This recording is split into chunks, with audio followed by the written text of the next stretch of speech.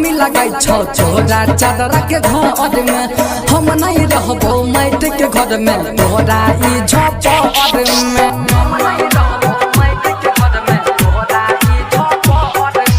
रे मरदा गर्मी लगाई छौ छोरा चादर के घर में हम नहीं रहबो माइट के घर में तोरा ई झोपड़ में छोट वाला घर बना दे छोट वाला घर बना दे गर्मी लागो बेसी रे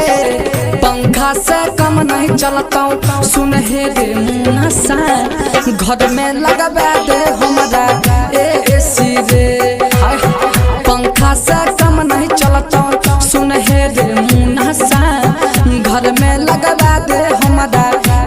एसी रे presented by HP Music Madhepura। सुंदरी बाजार सुंदरी बाजार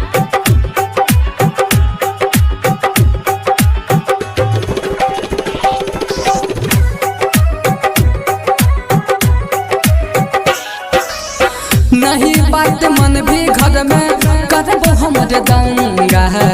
गर्मी लगै छै केतना चलबै छियो पंखा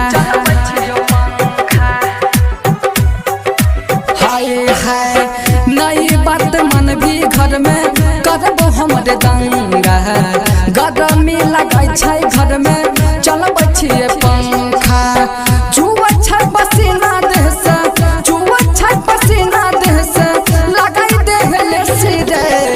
पंखा से कम नहीं चलता सुन हे रे मुनसा घर में लगवा दे हमारा एसी रे हाय हाय पंखा से कम नहीं चलता सुन हे रे मुनसा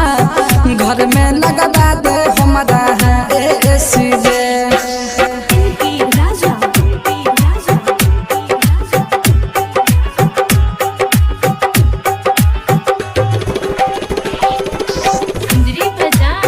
Presented by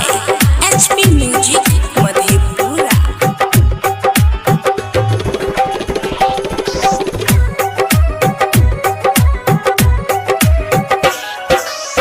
हमारा से ई सब लीला नहीं जैतो देखल दिन रात घर में तोरा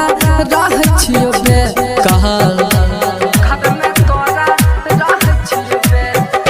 हाय हाय हमारा से ई सब लीला